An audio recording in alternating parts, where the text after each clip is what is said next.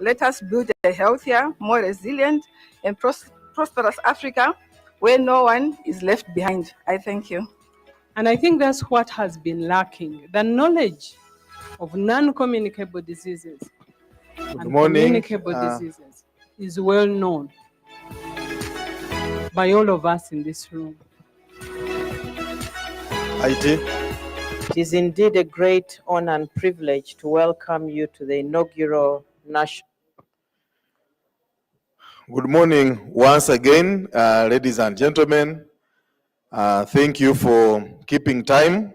And like we had mentioned, we are starting so that we can be able to manage the program that we have for today. But before we start, as it is our tradition, I'm going to call upon Joanita Narwanga. Joanita Narwanga, please step forward and you bless our day with a word of prayer so that we are able to start.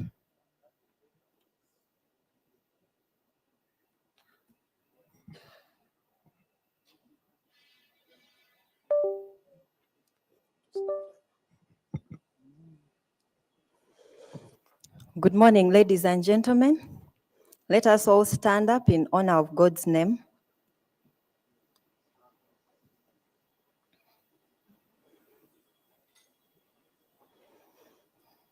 We humble ourselves and pray. Heavenly Father, we thank you for this morning. We thank you that you have brought us here today. We dedicate this day into your hands and the entire program. We dedicate the instruments and the people who are going to share their presentations today. May the day be fruitful, Lord. And for those that are still on their way, we pray that you grant them journey mercies. And for the rest of the conference days that we have ahead of us, we put them in your hands. In Jesus' name we pray. Amen. Thank you, Joanita. You can give her a hand of clap. All right, thank you. In the meantime, the IT team, please load the presentation for the rapporteur. Ladies and gentlemen, you're most welcome to our day 2 of the main conference. Those of you who are joining us today, this is day 2 of the main conference, but at the same time, it is day 4 of the entire week where we had 2 days of the pre-conference. We welcome you for today's session. Today's plenary session is going to take us up to break time, and after that, we shall have our breakout sessions. But before that, once again, I'm requested to remind each and every one of you that please don't take your seat before you complete your registration at the rapporteur's table outside, because your registration at the same time comes with your meals coupon. We had a number of sessions yesterday running, but to just give us a heads up on what transpired yesterday and to continue the discussion that we shall be having, I'll call upon Mukama to step forward and within 5 minutes, just give us a highlight of what transpired yesterday to some of our colleagues that have joined now through the issues that we were able to capture. And as he does that, the people supposed to be in the next session and the session chair will be preparing, because I'll be calling you after 5 minutes. Mukama, you're welcome. Thank you very much, MC. Good morning, ladies and gentlemen. On behalf of the rapporteur team, I'll be sharing with you what transpired yesterday briefly, so that it can usher us into day 2 of this conference. So again, how do we define our day 3 or day 1 of the conference? We're defining our day as a unified action to achieve integration through innovation, based on the discussions that happened yesterday. That's how we defined our day. Again, the outline, we shall look at the objectives, the key themes covered, the highlights and issues discussed. What are some of the practice recommendations? Some quotes, what areas of improvement, and then the suggested follow-ups. So the objectives here, we had a grand launch of a conference yesterday. We had the dignitaries here. Again, a review of Uganda's status and strategic priorities for both communicable and non-communicable diseases, showcasing government and partner commitments to integrated multi-sectoral health action, and exploring innovations, data, and policies driving progress towards disease elimination by 2030. So the key themes that were covered, again, is integration of communicable and non-communicable diseases programs, multi-sectoral collaboration in prevention and health promotion, health system resilience and workforce readiness.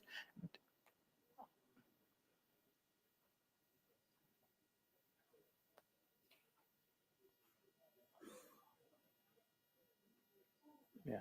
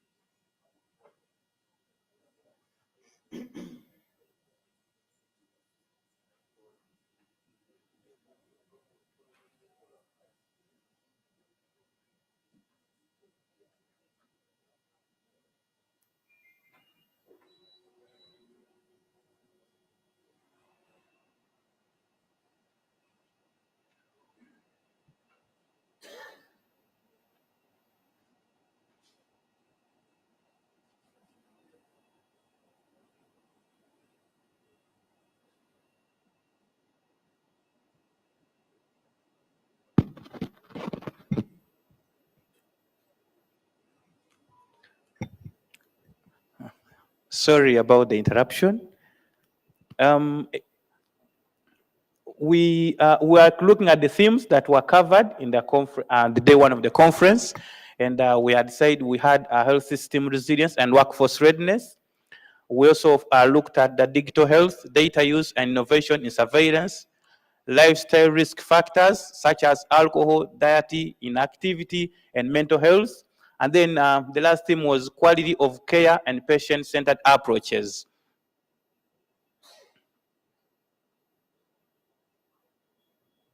We had highlights for the conference, and I will pick out a few. I will start with the one in yellow, where we had the minister reaffirm prevention, integration, and innovation, celebrating progress, immunization, and physical activity, while warning of rising obesity and inequities. In gray, we had a highlight from the permanent secretary, where she launched the conference urging unified evidence-based action and behavior research to improve community uptake of services. And then I will go to blue.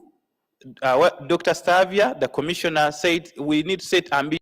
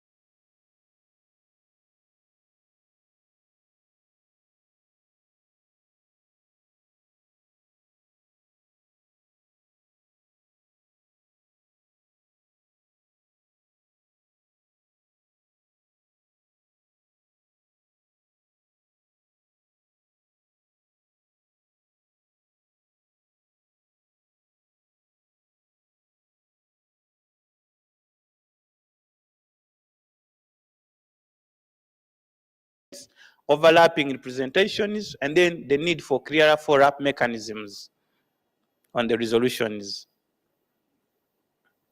The three takeaways: one is Uganda is pursuing unified action against communicable and non-communicable diseases through integrated service delivery and multi-sectoral collaboration, but also the 2023 data that showed progress.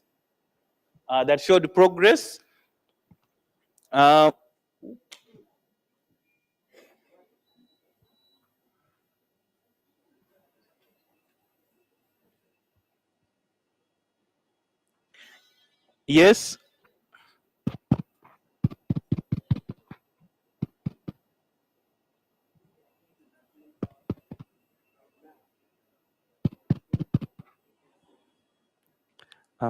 Yes. The second takeaway is the data that shows progress in tobacco reduction, but alarming increase in alcohol use, obesity, and sedentary lifestyles that require stronger prevention measures. And then the last takeaway is leadership commitment from the Ministry of Health, the academia, and partners in driving a renewed focus on behavior change, prevention, and quality of care. Thank you very much. This has been done on behalf of the rapporteur team. May God bless you and have a blessed day.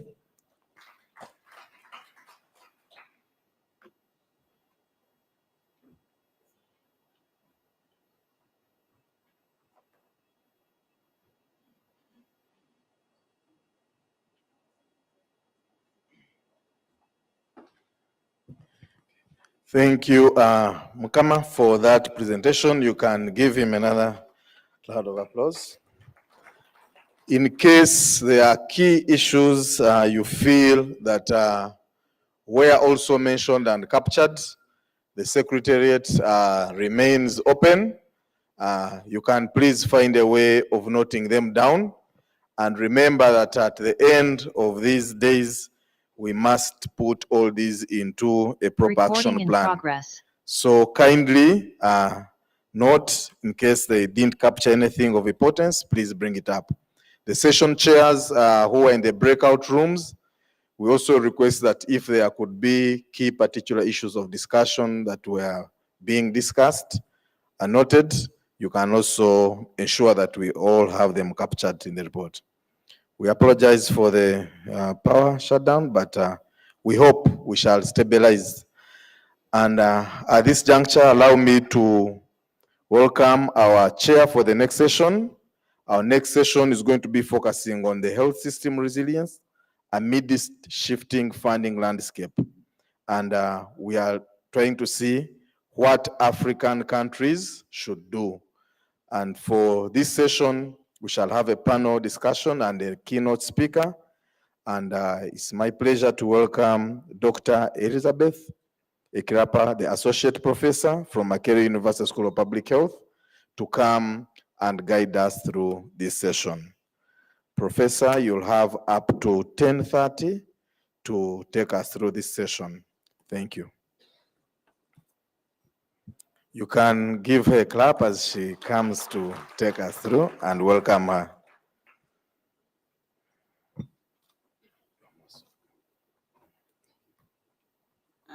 Thank you. Good morning, everyone. You've already been welcomed, but allow me to welcome you again. I want to welcome all of you to this second day of this conference. I also want to acknowledge and particularly welcome commissioners from the Ministry of Health, Dr. Stavia Turiahabwe, other assistant commissioners who are with us. I also want to take this opportunity to welcome faculty from the College of Health Sciences, deans, professors, senior lecturers, and all of you in your different portfolio. I also want to welcome partners who are with us, country directors, program officers. You are welcome. I also welcome our development partners who are with us in this session. Like you have already heard, we are going to be looking at health systems resilience. And when we talk about resilience, we are talking about having a health system that has the ability to prepare for, to respond to recover from, and also to adapt from shocks. And those shocks are different. They may be pandemics, they may be natural disasters, there may be different types of conflicts. At the moment, we are certainly dealing with the financial shock. And so our discussion is going to focus around how do we continue to provide the essential services that we need to provide amidst these kind of shocks. Health systems resilience is particularly important for several reasons, so that we can protect population health while we have these shocks, so that we can minimize the disruptions that we can experience during COVID. We were all able to experience those disruptions. Even in this particular meeting, every minute or so when the power goes off, I hear everybody sighing. So when we talk about resilience, there's so many different areas where we have to be resilient. It's also important so that we can ensure economic and social stability, and so that we can reduce the inequalities that may become more pronounced when we have those kind of shocks. And to help us launch into this topic, we have none other than Professor David Serwada. And Professor Serwada really needs no introduction.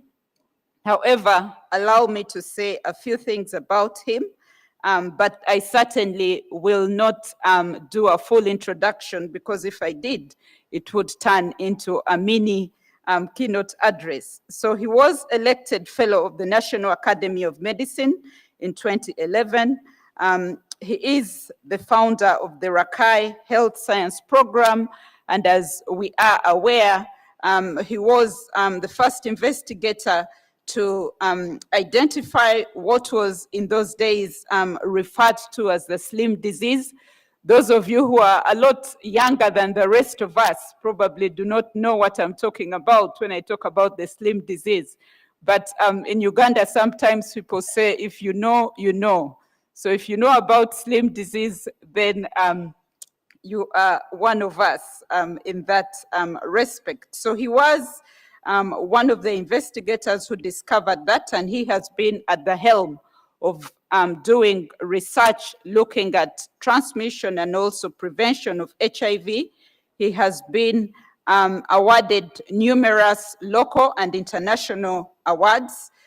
He was elected together with 36 others among the world's most accomplished scientists living in or focused on the developing world by the World Academy of Sciences. So Professor Serwada, you have done us proud, I must say. It's always great to see a fellow person from Africa recognized. It's even more exciting when that person is a Ugandan. So we really appreciate that. And his support and his experience stretches to several boards where he serves as chair and also as a member. Like I said, I could go on and on, but today that is not the purpose. The purpose for our having Professor Serwada here this morning is for him to introduce this topic and share his thoughts about what African countries can do to ensure that they have resilient health systems. Professor Serwada, it is my pleasure to invite you to share with us. Join me in welcoming Professor Serwada.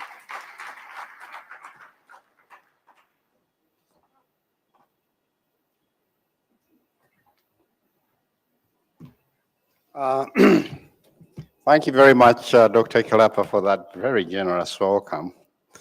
I was wondering whom he was presenting, but thank you. I need to, my slides.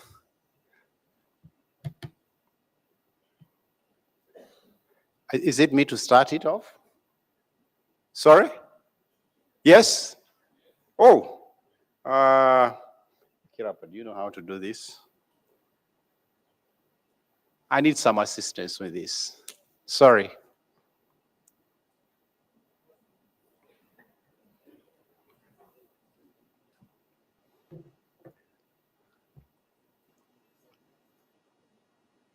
How do you start? Just here. Place the signal is from the other day. Uh-huh. So you just press this side. And that's how I press to go forward? Yes. But we are not doing that, right? It's not coming. Oh, it's on. Yeah, it's on. Oh, so forward is just forward. Eh? Bring one? Yeah. All right. Okay. Sorry about that.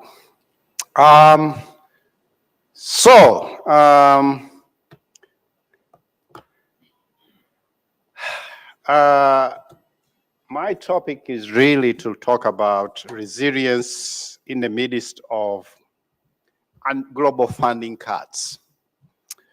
So the official development assistance has projected that we shall have a 9 to 17% cut in 2025. To be sure, global funding for health has really been reducing for a variety of reasons, even before 2024, if you can see that in this curve. You notice that at around 2021, global funding for health has started to come down. And there are several reasons for this. One is that the global COVID pandemic outstretched a lot of funding from our usual donors for aid, but also there has been a shift in priorities in our usual donors or countries that are donating, mainly to really spend more in defense, mitigate migration, but also there's been a shifting priority. When I was preparing for this presentation, I was surprised. You see, health funding has been going up for quite some time, and it's coming down. But a shifting in priorities when you look at climate change or climate or humanitarian crisis funding, it is really shooting up. It's really going out. So there's a bit of change in prioritization in terms of what people are funding. So in effect, funding has gone down quite substantially. Also, at the same time, African countries faced an increasing domestic debt and shrinking physical space, and I'll illustrate that. So all this is going to have a risk on health service continuity and health systems. Now, let's talk about the scale of the challenge. When you talk about Africa, about 25 countries are vulnerable to US global aid cuts. And ODA, which I talked about, per capita on sub-Saharan Africa fell from 50 to 23%. Now, when you look at the countries, government spending on health in low-income countries dropped from 13 to 10 USID per capita.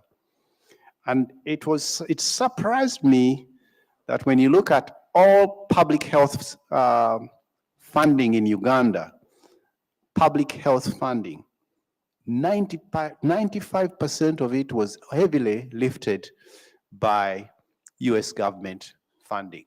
We are talking about the USID, the CDC, and NIH funding, which is a huge amount of money.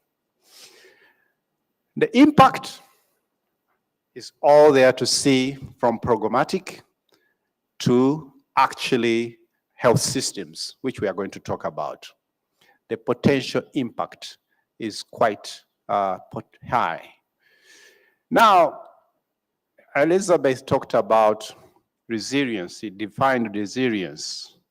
But I think what I'm going to add on here is that resilience is not only coping, but I think we should emerge out stronger. At the end of it, we should be stronger in terms of meeting our challenges, not just maintaining the status quo, i.e. loss of deliveries, but also turn out having better deliveries moving forward.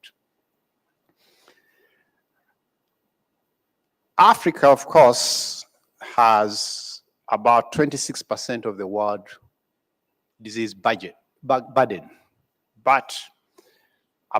also about 16% of the world population. But our spending on health is one of the lowest per capita. That gives us how vulnerable we are to reduced funding. However, this is going to be the linchpin of my presentation. And I like this quote from Afro-Africa, WHO. So, as global AIDS contracts in Africa, resilience will depend not how much money we receive, but on how wisely we invest the money it controls. And that's going to be the linchpin of my presentation. I'm now assuming no more money. We are dealing with the money we have. And I think for a long time, we think this is something that should have happened, but now must happen.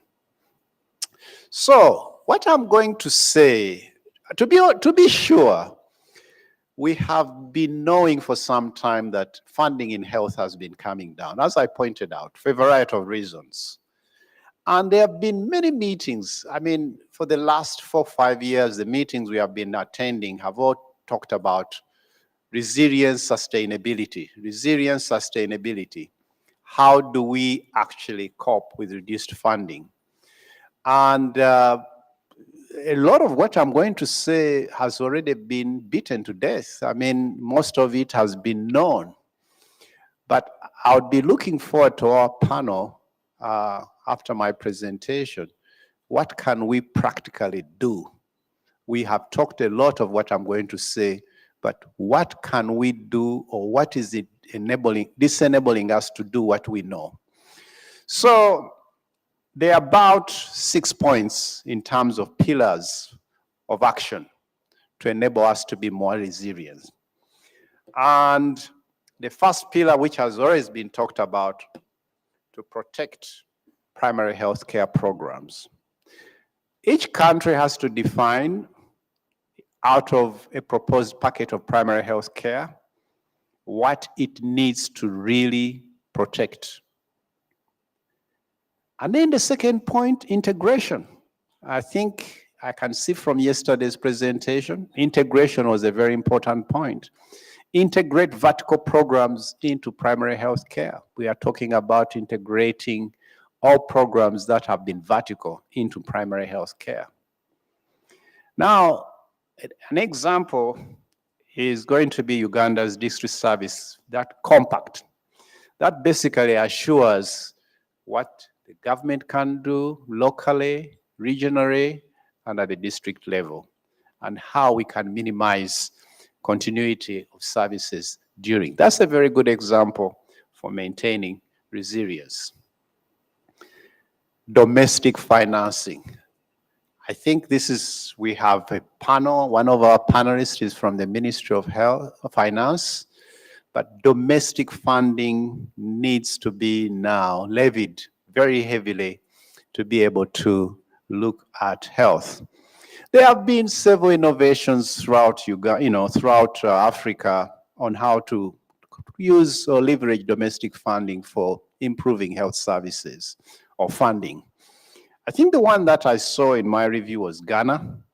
Ghana's VAT levy has a specific portion for health, which has been able to raise a substantial amount of money.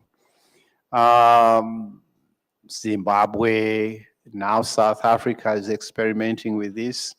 But it's very important to note that most of the countries have not been able to do this. Maybe this is something, why aren't we able to do that? Maybe I would like to hear more from the Ministry of Finance.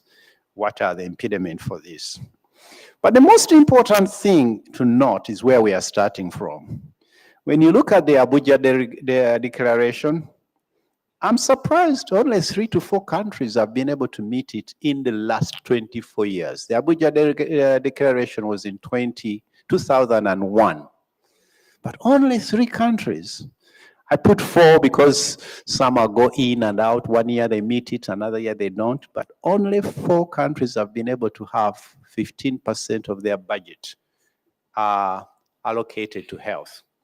Now, when you look at Uganda, when I was asked to give this, I asked my assistant to give me what has been Uganda's allocation to health sector over the last, say, 4 or 5 years. You will notice that actually between 2021 to 2024, the percentage allocation to the health sector has been dropping to 4.1 from 7.5.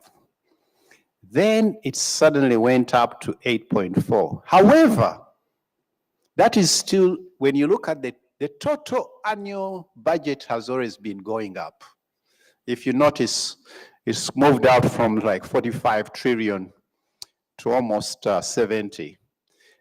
But the percentage to health has not been commensurate to the increase of the annual budget. In actual real terms, the budget allocated to health has actually been going down.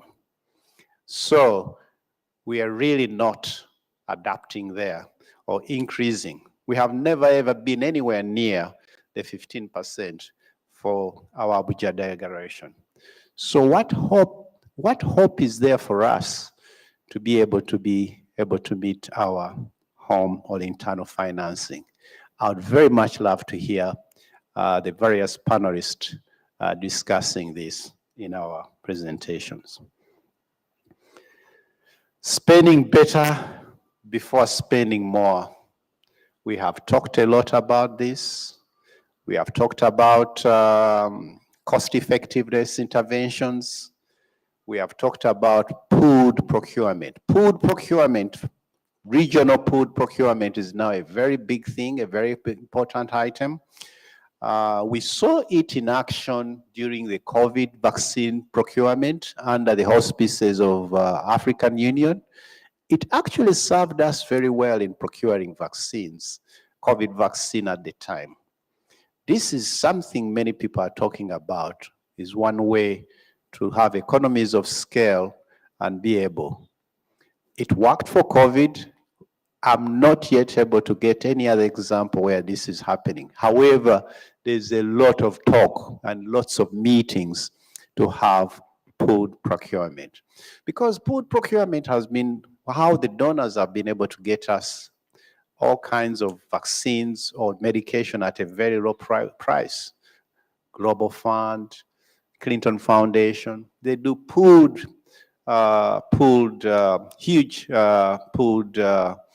procurement for various countries.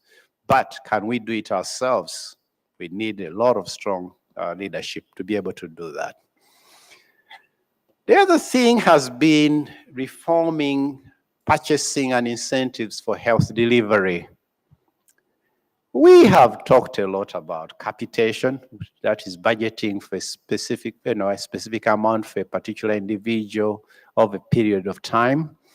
All this has not been very much done in Africa, diagnosis-related grouping, which is basically, but South Africa does, in some areas does this, which is basically putting a cost to a particular procedure and it pays per procedure, or diagnosis, sorry. And what has been commonly done or experimented with, even in Uganda, has been performance-based payments. Rwanda has been very successful in scaling up performance-based payments, and it has actually improved its service delivery. Uganda has experimented to some extent to this. I'm not too sure why we have never really scaled it up, but this is something that we really need to revisit and think in terms of the way we are providing services. Workforce and supply chain. This is extremely very important. You know, what is surprising is that Uganda is about to overproduce health workforce. However, we are not meeting the challenge of absorbing the workforce. But many people would argue that the community health worker has been extremely very important, especially if he is able to task shift in impacting the community health. down in the rural areas. And of course, many of us who have been in the HIV field, we talk a lot about community-based organizations as a way of sustaining, particularly maintaining. You see, to sustain and maintain diseases, particularly chronic diseases, it will require a little bit of a different mode of health worker as opposed to treating malaria. One comes in the hospital, health center, you treat him, he goes, you don't see him until he has another bout.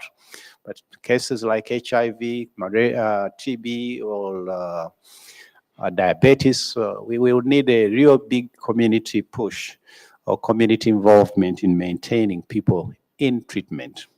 So those work first, being able to be more creative in how we develop and mobilize our workforce is going to be extremely very important in terms of maintaining resilience. Now, digital systems and innovation. I think Rhoda, from what I can see, Professor Rhoda Wanyenze talked about data. I think data is going to be extremely very important in making our system more resilient. We can prioritize, we can focus, we can evaluate what is working, what's not working. We can be able to shift our priorities. That is going to be extremely very important in terms of being much more resilient. We can foretell what is coming. So we really need, data is going to be extremely very, very important in terms of making us much more, know exactly where we are and where we would like to go and anticipate what might be needed moving forward.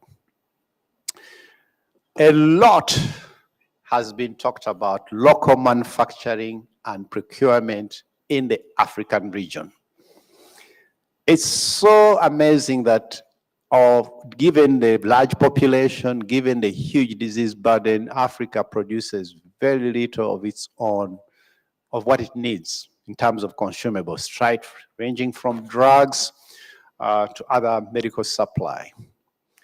And indeed, during COVID, this came up to the forefront, that we really need to produce, to how to be able to regionally be able to manufacture what we need. And I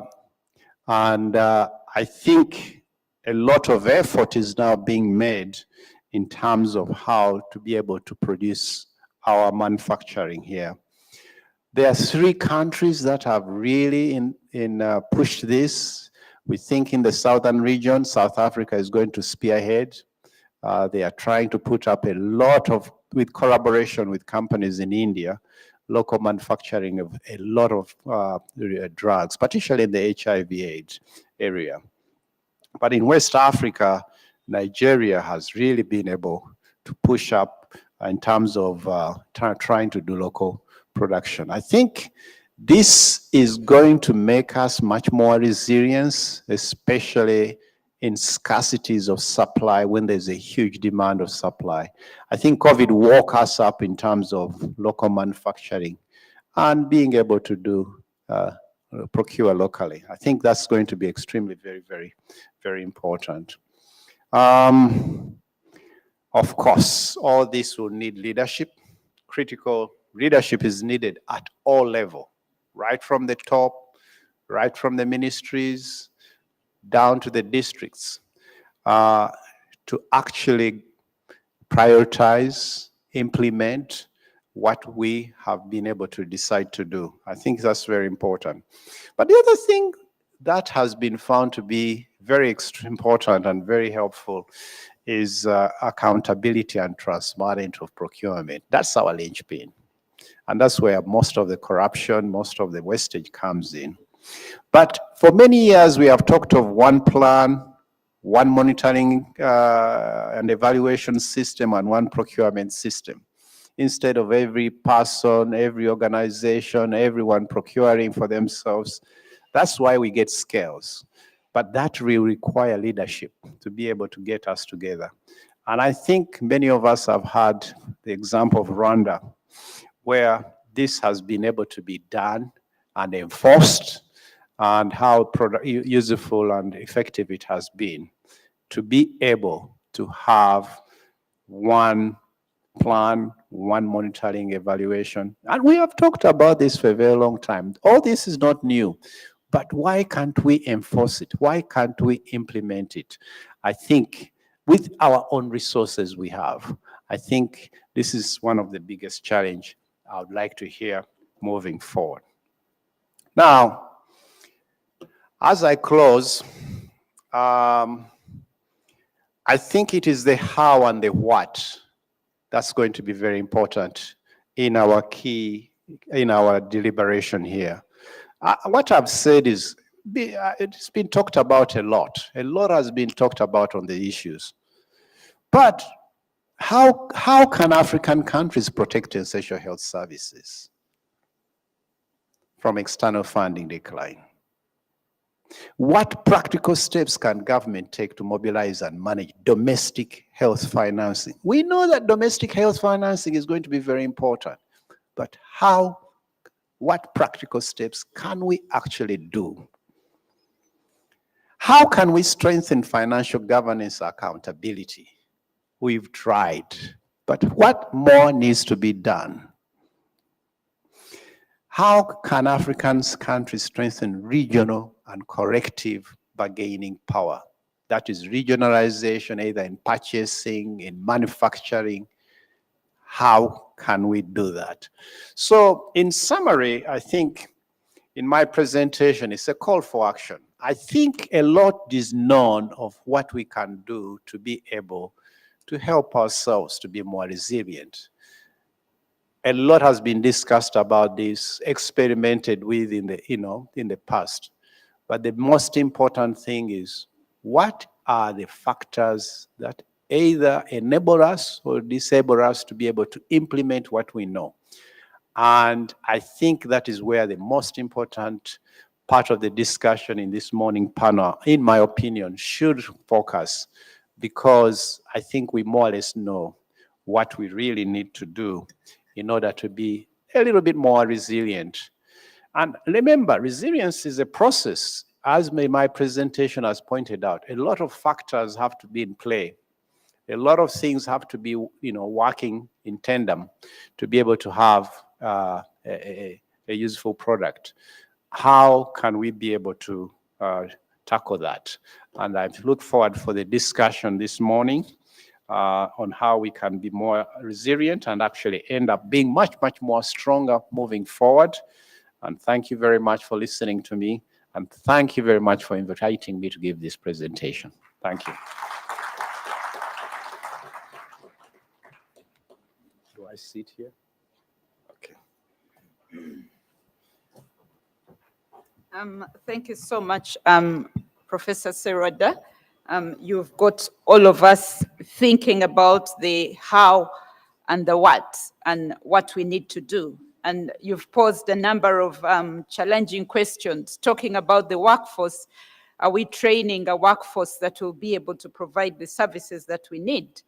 Are we analyzing the data that we are generating? I think in our structure, we have one biostatistician at the district office and records officers who do not have probably the capacity they require to analyze the tons of data that we require. How can we strengthen that? How are we promoting accountability?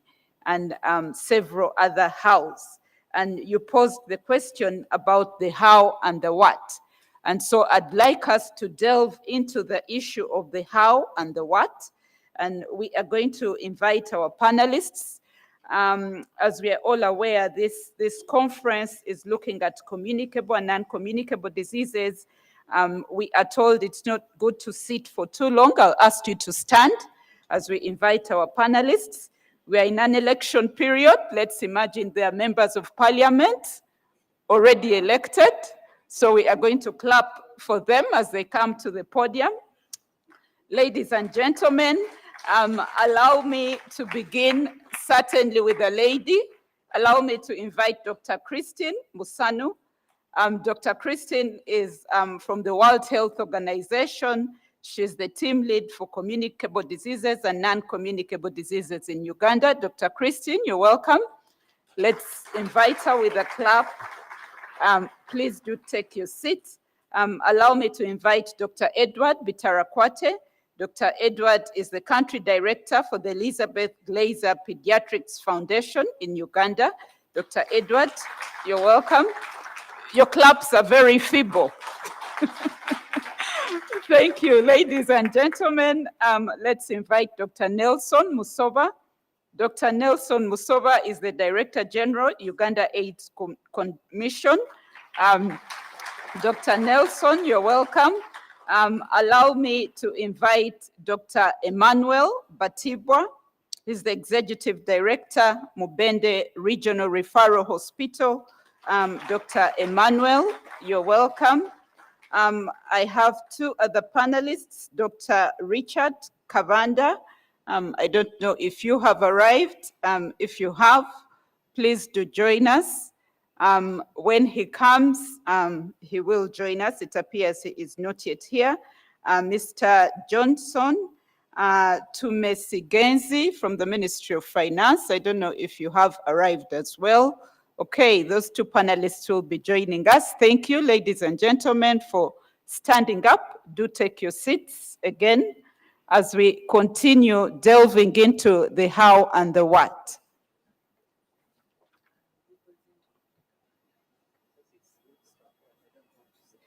Okay, thank you, thank you. Dr. Stavia is going to represent Dr. Richard Kavanda. So, ladies and gentlemen, let's invite Dr. Stavia. Okay, so ladies and gentlemen, our panelists, welcome. Thank you for being with us. If you have questions for Professor Serada, we shall be delving into that session at the end of this brief session. So I'd like to request the panelists to just share with us a few of their thoughts. And Dr. Stavia, I'm going to begin with you. Because Ministry of Health is in charge, Ministry of Health is in the driving seat, and you have been in that driving seat, leading the discussion about integration. So would like to understand, how does Ministry of Health define health systems resilience? How do you define that? How are you operationalizing that? What are the main things that the ministry is focusing on? If you could just take 5 minutes to tell us a few things that the ministry is focusing on.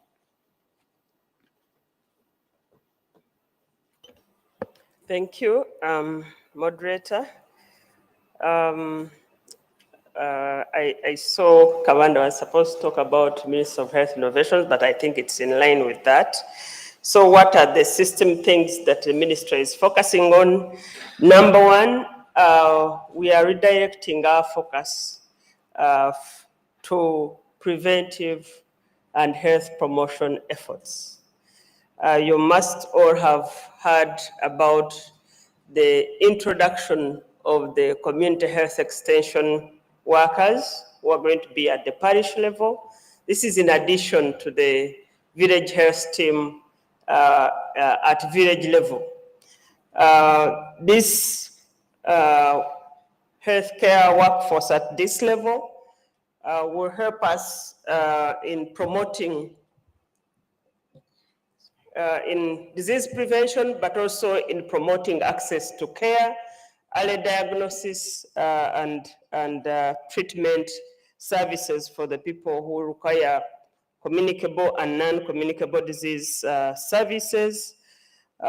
We are also promoting digitization of the health system, and this key reform is going to help us strengthen our data systems, be able to generate the evidence that we need to target our interventions, but also it is going to cut off a huge cost in printing of the tools that we have been using.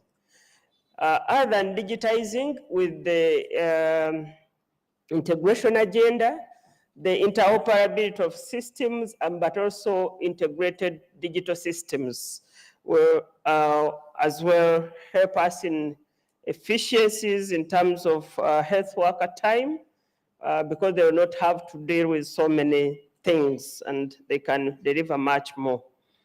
The other key area that the ministry is focusing on is in performance management to ensure that the health workforce delivers what they're expected to deliver, and there is monitoring at all levels of care.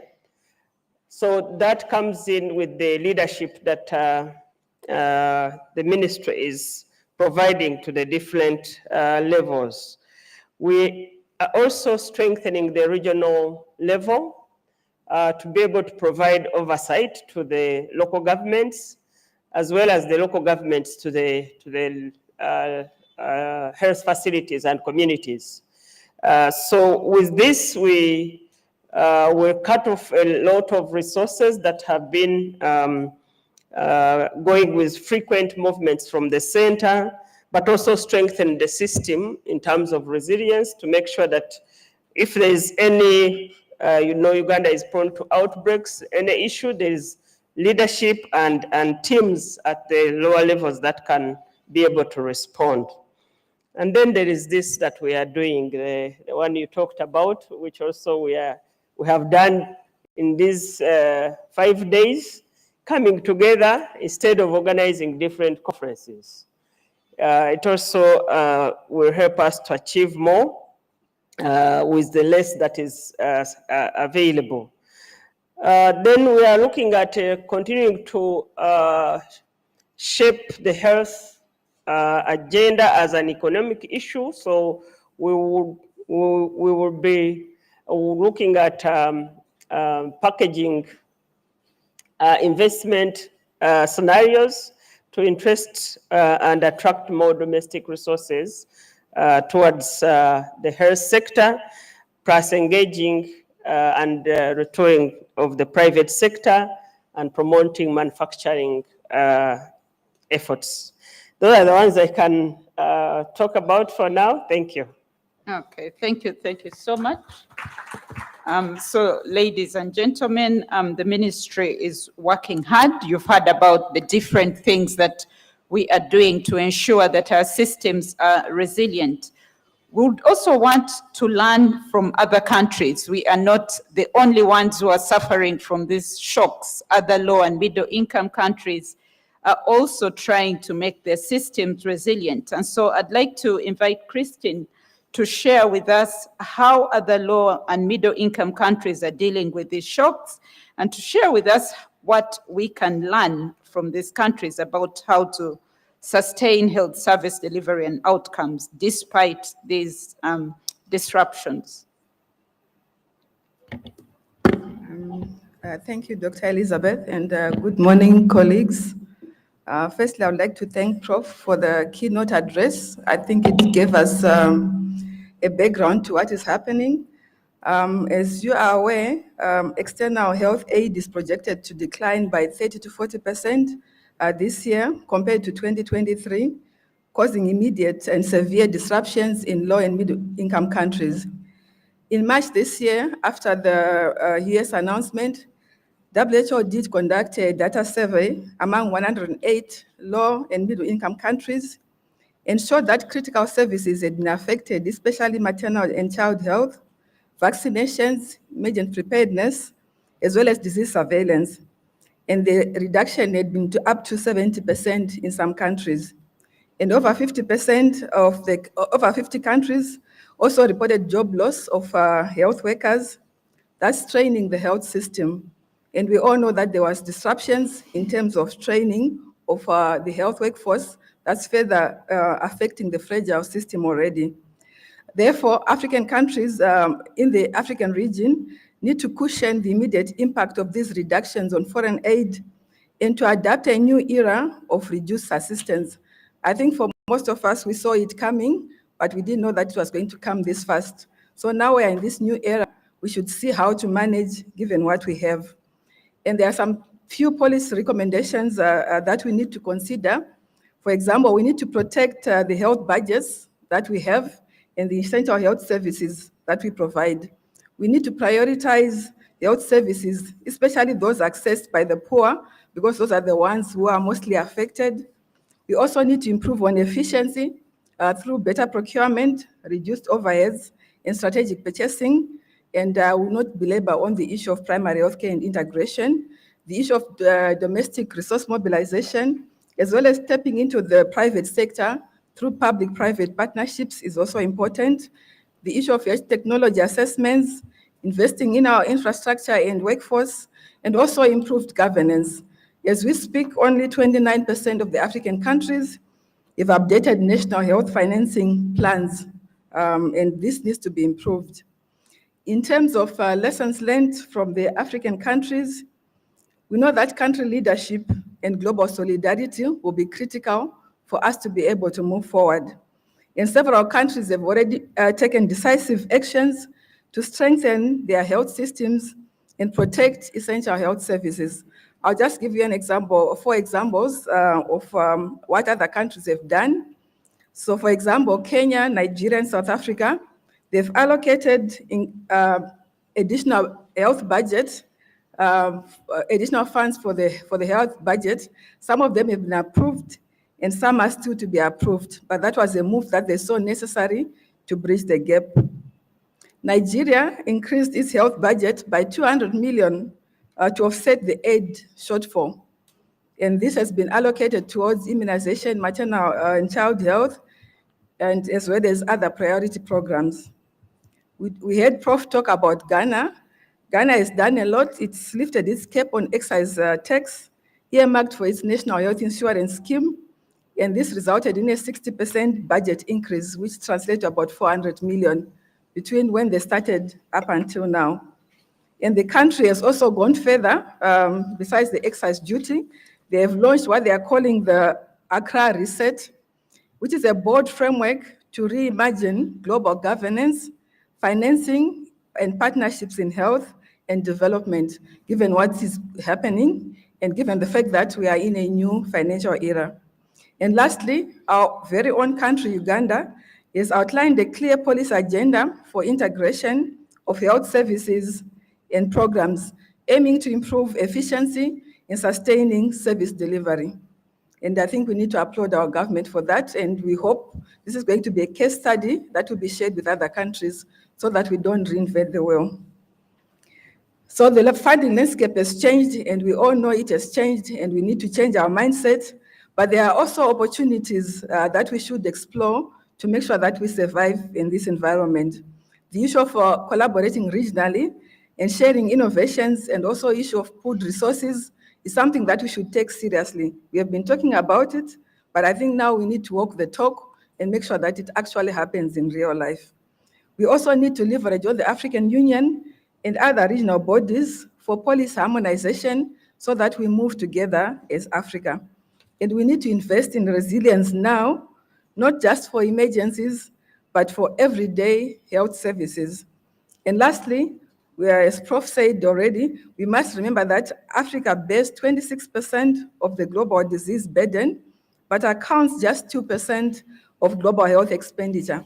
And it is now time for us to change this trajectory. You and me, we need to act now. And in closing, I just want to emphasize that resilient health systems are not built in crisis. They are built before the crisis. So let's not wait for another crisis for us to build resilient systems. Let's work now together so that we can strengthen Africa's health systems for the future. Thank you. Okay. Thank you so much, Christine, for that. So resilient health systems are not built in a crisis, they're built before the crisis. And Prof reminded us that we need to get stronger after some of these shocks. Thank you so much for sharing those lessons with us. And you said we need to start now. So in terms of starting now, I want to invite Dr. Edward Bitarakwate to also share with us what are his thoughts on things that we need to do differently as government, as NGOs. How do we move forward given the current situation that we are facing? Dr. Edward, you're welcome. Yeah, thank you, Professor Elizabeth. As I start, I'd like to thank the conference organizers. This is a really well-arranged conference and a step in the right direction. We're building towards resilience. I'll make my comments, based on 2 decades of trying to support health services in Uganda at the central level, but most importantly at the decentralized level. And I was very happy to see in the audience a lot of the leaders from the local government, LC5 chairpersons, chief administrative officers, our district health officers. And for me, one of the critical elements about discussion is that financial protection, if one looks at the goals of the health system in terms of outcomes, financial protection is a critical outcome. How do we de-risk the population from the catastrophic costs of healthcare in a period where, we're seeing official development assistance reducing? If I borrow from the words of a senior government official, money is coming. But it's not about the quantity of the money. And I agree with Professor Serwada, who talks about how we invest these monies, efficiencies. One critical element we need to adopt, develop, embrace is the multi-sectoral collaboration within government. But in order to do that, we must first change the way we think about the availability of financial resources for healthcare. For example, the ministry, does everyone know that the Ministry of Local Government has performance assessments for health? The 2 minimum conditions, 6 performance measures with about 16 indicators. Dr. Stavia talked about performance management. The local government assesses all these things, but how much are we leveraging those resources that are already with the local government to help us improve the quality of the access to good quality health care? The Ministry of Local Government, earlier in the opening presentation, you heard about efficiencies in procurement, reducing leakage. The Ministry of Local Government has a very active internal audit section. The Internal Auditor General and the teams at the district are able to help us with managing commodities. But we leverage that. How do we tap into all the different sectors? Yesterday we heard about what the Ministry of Education can do. We want to deepen health promotion. In the 21st century, why do we still have to convince people to sleep under mosquito nets? Or on issues of sanitation? We have millions of children in primary school. Only 40% will move to the secondary level. And that's been like that for a number of years now. How are we optimizing school health to deepen health promotion and the adoption of healthy behaviors so that down the road we are reducing expenditure on treatment? We would like to digitize in order to increase efficiencies in data capture, analytics, and reporting. But we're struggling with internet connectivity. How can we leverage resources within the Ministry of ICT to help with that? Several weeks ago, I was at a regional referral hospital that needs increased bandwidth from UCC, not UCC, from ICT, from NITAU, but they can't afford it. Can we negotiate for subsidized internet data fees? We have several thousand computers in health facilities as we move towards digitization, but they're not enough. Where else can we look to see how they can contribute to our aspirations. Our colleague from the Ministry of Finance isn't here yet, but we know that on the side of HIV, there's a 0.1% of sector budgets. All MDAs are supposed to set that aside to help with HIV and TB programming. But are we programming that money efficiently to help with prevention? Last week, I was in one of the peripheral districts with the fisheries team. We're looking at fisher folk and the risk of HIV transmission in those communities. And we had a deep discussion about the 0.1%. As I think the cow was here, I also saw the DHO.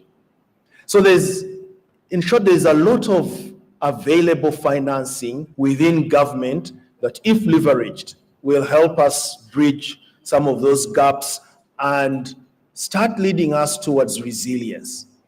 But we need to change the way we think about the availability of money and how to use it. Very importantly, we need to become a proud nation, a nation that strives to look after its people. We need to assume that no more money is going to come to us.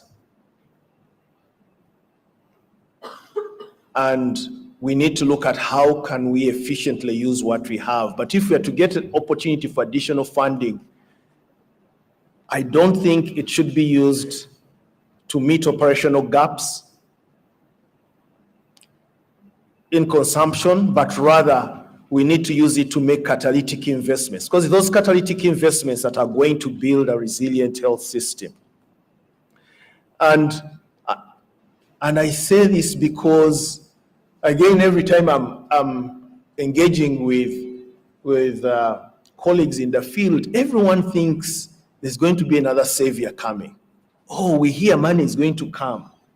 We hear the situation will stabilize and we'll get additional funding. Ladies and gentlemen, no one is coming to save us. We need to save ourselves. And I think that should be the first drive that all of us need to embrace, so that any help that comes is invested wisely and is catalytic. One of the things I'd like to speak to is the role of NGOs, international NGOs in this. Again, I think international NGOs need to pivot, slowly wean the health system off the dependency, if I may use those words, move away from direct service delivery and pivot more towards technical assistance, and allow the health system to carry this burden on its own, because I think that's going to be key to developing resilience. In the last several months, we saw how we had some lapses in healthcare, some lapses in health information systems, because the shock was abrupt and quite profound, but the system wasn't ready to take on those responsibilities, probably because it had been helped for a very long time. So how do we wean the health system off that direct support for critical service delivery functions? I'd really like us to continue advocating for increased domestic financing through national health insurance. We've all seen the reports that show that out-of-pocket expenditure is quite high with the private sector. How do we have a well-regulated and responsive private sector? But then how do we build a good national health insurance where everyone contributes a little and improves access to good quality health care and saves the communities from the catastrophic costs that they so often incur as they run to the private sector to seek services that may not be available in the public. So I'll keep my comments at that for now, but most importantly, we need to change the way we think about how to finance our healthcare by looking internally, seeking efficiencies, and using any official development assistance to catalyze health system investments that will make us resilient. Thank you. Okay. So thank you so much, Dr. Edward, for reminding us that no one is coming to save us. We have to save ourselves. And so we need to change the way we think. We need to change the way we invest the money that we have. We need to leverage resources that are available from other sectors. And these are things that have already started happening. We are not completely asleep. There are areas where we seem to be asleep, but there are areas where we are wide awake. And the Uganda AIDS Commission has already started working on this issue. And I want to invite Dr. Nelson to share with us how the Uganda AIDS Commission is working with other partners to see how we can sustain the gains that we have made with regard to HIV/AIDS, how we can provide these services from a more multi-sectoral perspective, how we can strengthen accountability and governance to ensure that we have all hands on deck and all of us are working to get the services that we need available to those who need them most. Dr. Nelson, you're welcome. If you could take 5 minutes, please. We need to also hear from the audience here, and we need to manage our time. Thank you. Thank you, Professor Krapa.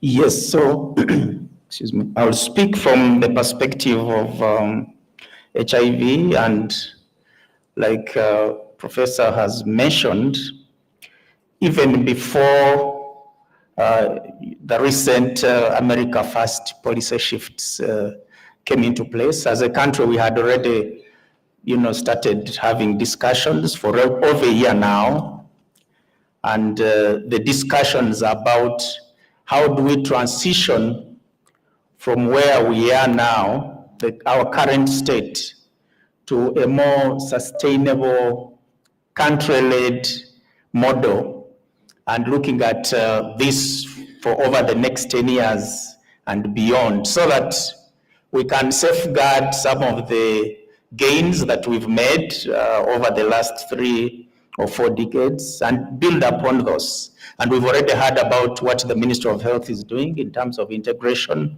So the sustainability roadmap or framework builds on that. And we've approached this in a collaborative manner, very high level. We have a high level joint steering committee that is chaired by the Minister for Presidency, where we report on a quarterly basis. And ultimately, once we've reached a stage where we are now, the next steps to ensure that this roadmap is presented to Cabinet and ultimately Parliament and adopted before implementation. But I'll focus myself mainly to governance, leadership, and accountability. It has several other components within the framework. It has a financing model, programmatic model, service delivery, community systems, and others. But for now, in the few remaining minutes, I'll focus on governance. So first of all, leadership and governance is a critical foundation for having a sustainable and effective health and HIV response. And I think for Uganda, we have examples. We know how we've managed, the HIV response in the past, how we've managed epidemics like Ebola, Marburg, COVID most recently. We've had leadership at the core of that. What probably misses is the consistency and retaining it at that high level. First of all, from the positioning perspective, the health sector or the health objectives and goals are well embedded in Uganda's development agenda. If you look at the Vision 2040, where Uganda aims to have a modern, state, industrialized country, the National Development Plan 4.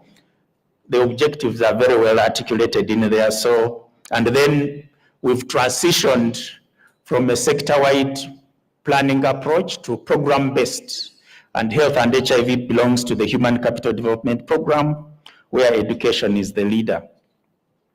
So what do we need to do? The proposal in the sustainability roadmap or framework is that leadership and the governance needs to be strengthened at national and subnational level.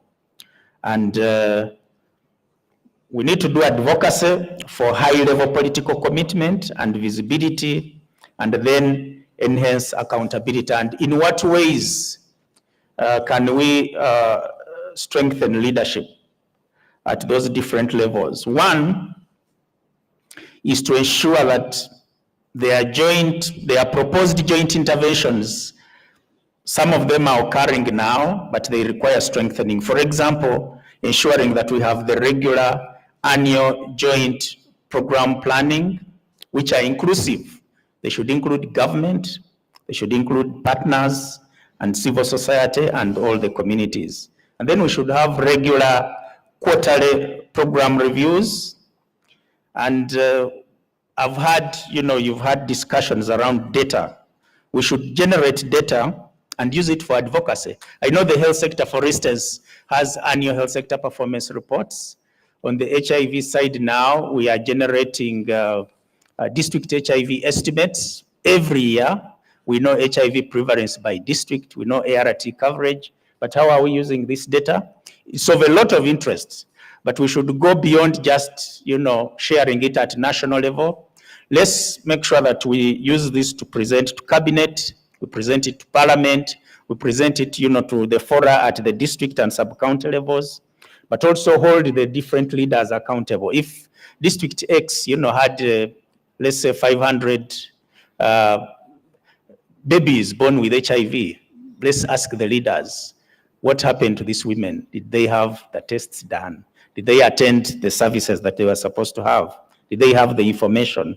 And if that is done, then we could be able to get focus on the things that are supposed to be done. And in terms of monitoring and accountability of the roadmap, this also requires to be institutionalized. We've spoken about domestic financing versus the donor financing proportions. We've proposed to Ministry of Finance, as other speakers have spoken, that government needs to take on the most critical interventions within the health sector, including HIV. So the first step, and Professor asked this in the keynote address, is to increase government financing. The proposal is that by 2030, let's have that shift, because he was talking about 95% of the financing being, the heavy lifting being done by donors. We are saying at least by 2030, let's have more than half of the requirements of health and HIV being financed domestically, and then the donors, we may still need them for a while, but they should finance catalytic activities, innovations that will support system resilience, and not the routine service delivery. Service delivery, the workforce, the recurrent inputs should be financed by our governments. I think for now, I'll just pause there, and if there is additional time, then we could add on some thoughts. Thank you. Okay, thank you. So thank you so much, Dr. Nelson, for emphasizing those points.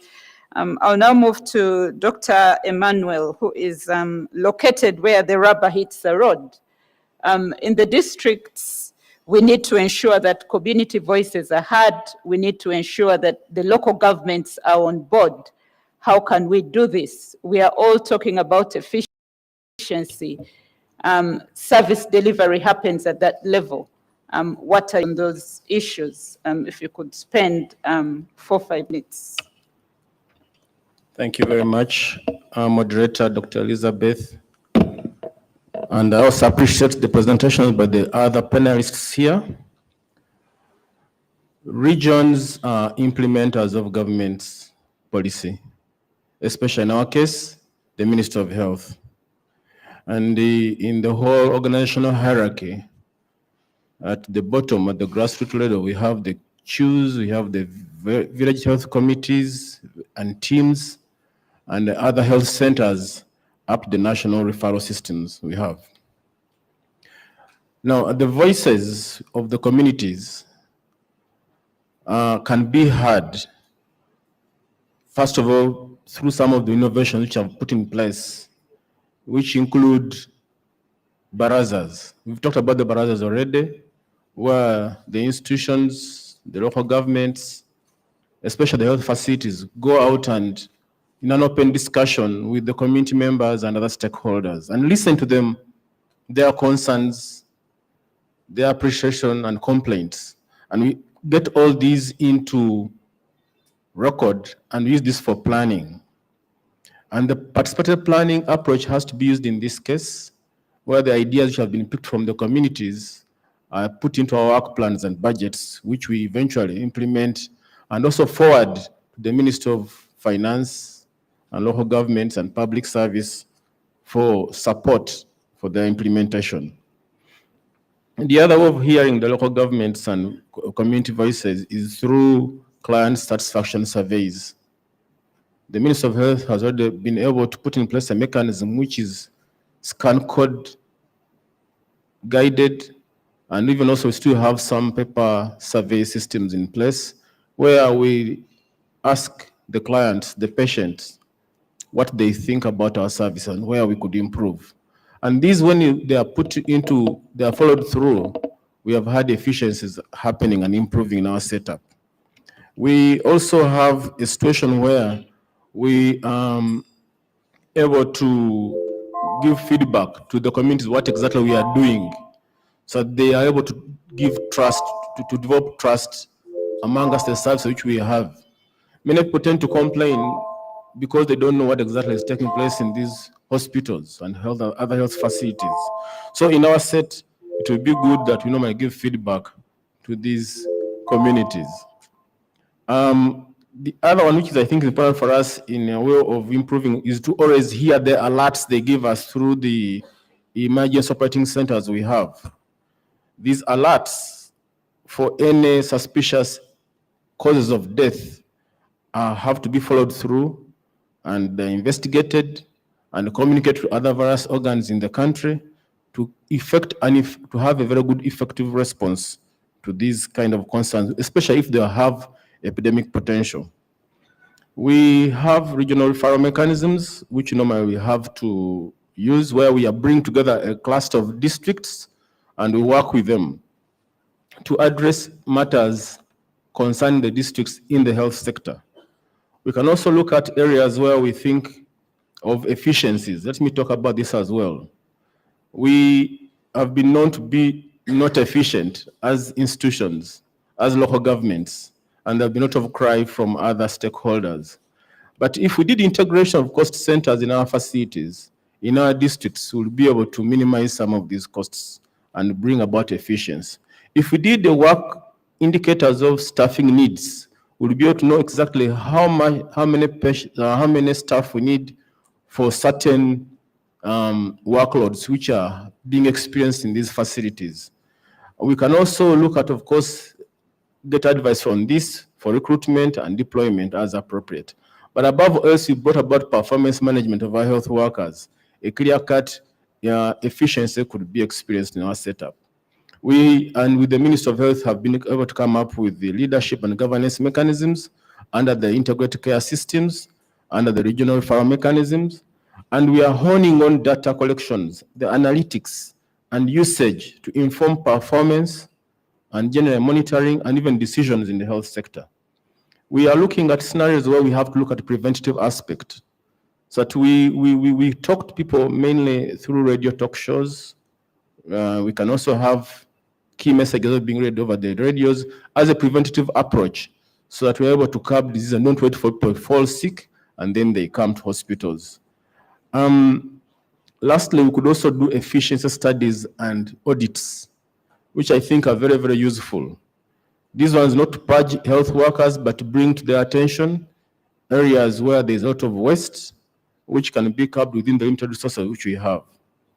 Thank you very much. Thank you. Thank you so much, Mr. Edward. We were told the money is coming. If the money has come, I want to ensure that we know how that money is going to come. So, Mr. Johnson, if you happen to arrive while we were talking, your seat is still waiting for you.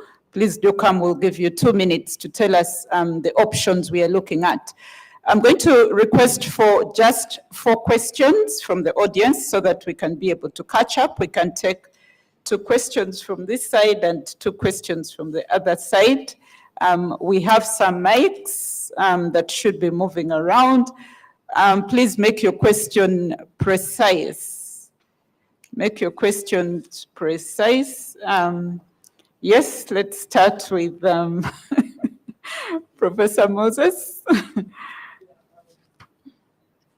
Also indicate whom you're directing the question to. So please be precise, just ask 1 question.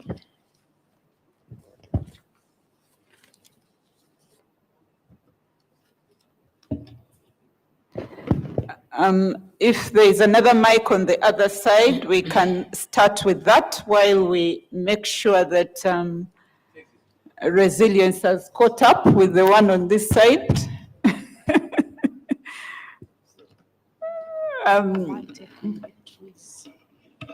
Okay, there was... Okay, we can start with the hand just at the back there. There's a hand at the back. We can start with that one. Thank you, Prof. Elizabeth. I'd like to appreciate the submission made by all the presenters on the panel. 2 things. Permit me, Prof, to submit like I lived at the turn of the 19th century so that we get out of this quagmire of being resilient. 1, we need to, as we think of domestic funding, let's think of domestic rethinking and go back to the roots. I last start off in 1935 when the Public Health Ordinance was invoked. Some of these things that cost us a lot of monies were not there. For example, cholera, which costs a lot of money. I'm sure Professor Serwada knows that when he was in the medical school, there was only 1 bed of cholera, demonstration bed in Mulago. But right now there are beds everywhere in the country. And these are things that come as a result of failure to invoke the Public Health Act. Look at malaria. All these things you see, they are preventable. Look at the border accidents, the road traffic accidents. Please do ask the question. Yes. So, we appreciate the reflections, but please do ask the question. Much obliged, Prof. The point I'm trying to drive home is that let's invoke the Public Health Act. It will help us in trying to make a lot of saving before we even think of domestic funding. So let's invoke the Public Health Act. It will get us out of this quagmire of looking for monies where diseases are more preventable than treated. I submit. Okay, thank you. So there's another hand just at the top here, and then we'll go to Professor. Please keep your hands up. Thank you very much. I'm Mboga Issa, Chief Administrative Officer of Amidst Local Government. We thank you very much for the presentations you have made. The issue of increasing the budgeting, the funding for the health sector, the burden, I'm of the view that those who can afford, I think it is time now to have the health insurance for public officers and those people who have an income. The public officers should be compulsory. We contribute to our health issues such that the government, much as it can complement our issues, it can work on those people whom we are trying to pull under the PDM, those 39%, whom we can pull up. Then 2, I'm very grateful to Minister of Health because now they are key performance indicators and there are issues which you have put like the result-based financing, whereby it looks at how are the performance indicators and the funding reflects. We are very great. Disintegration has moved forward, even under value for money. The Office of the Auditor General has several times put key systematic areas under the health, like now the supplies, the drugs and what. And right now, the result of that has come the recommendation of the last mile delivery. We are very grateful to national medical stores. Now, for me in the islands, in the Buvuma Islands, national medical stores make sure that the supplies are delivered. Even in deep, we have our last health center and Kata Health Center. With those waters border with Tanzania.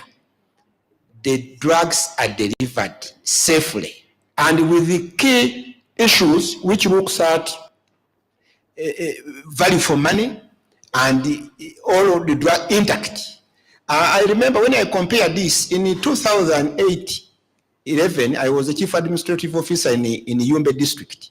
Thank you. I had a challenge of Midigo. There was a Midigo Health Center in Midigo, where the day we could put the drugs there, the next day they are not there because the stockouts could come because we had refugees, a lot of refugees from South Sudan.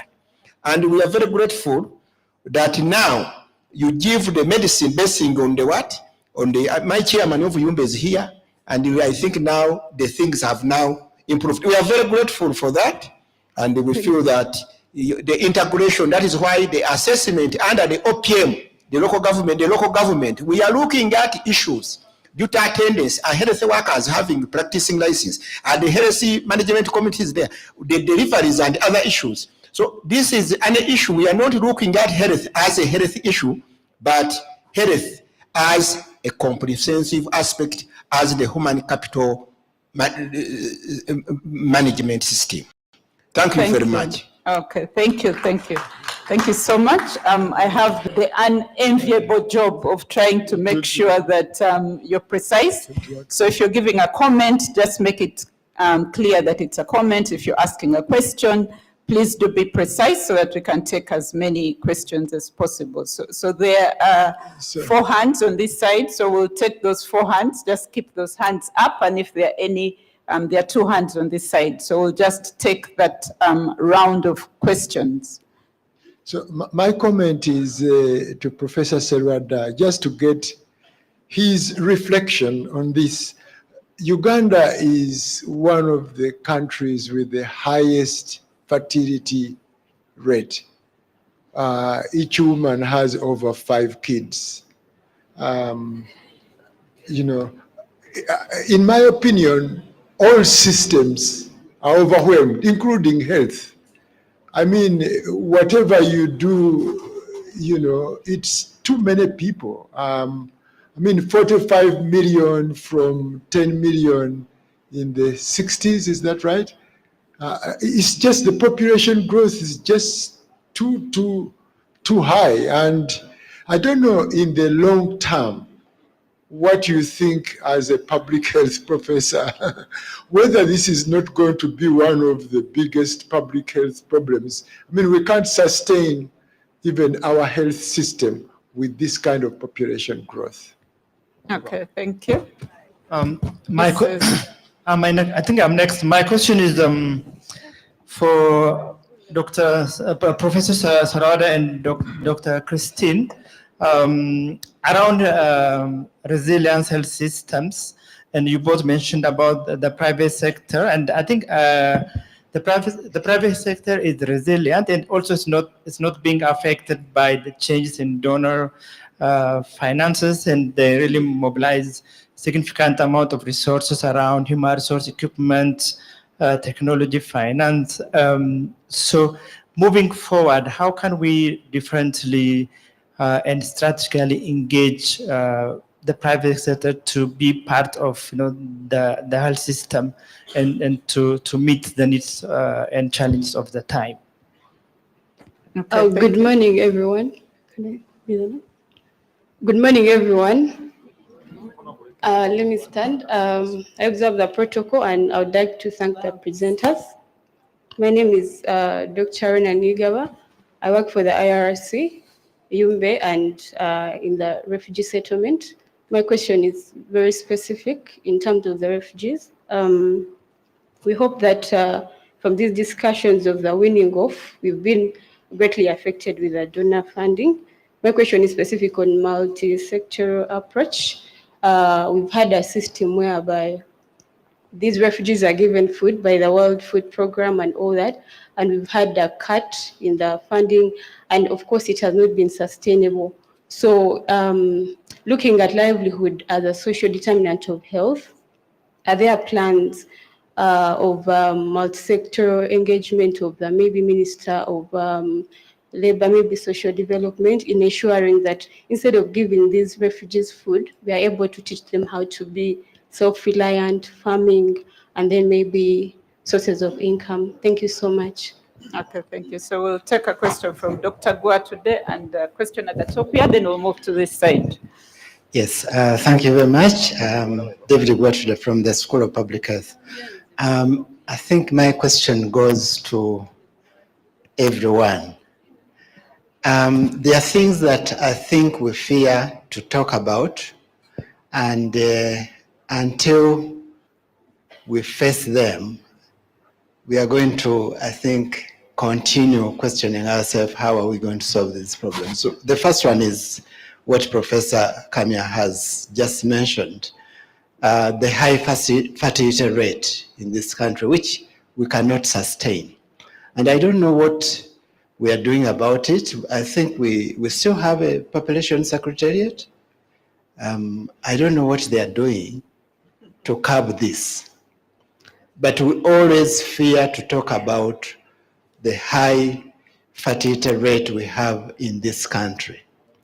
Then number two is the corruption that is draining the resources we have that would help solve some of these problems we are talking about. There's a lot of money that is going into other areas through corrupt tendencies. And personally, I believe we have enough to finance healthcare in this country and probably other areas. But I think corruption is draining a lot of our resources that would be available to solve some of these problems. Some of the money that is needed is actually much more than what you hear is being drained through corruption. And we need to face it up. Otherwise, we are not going to solve our problems. Thank you.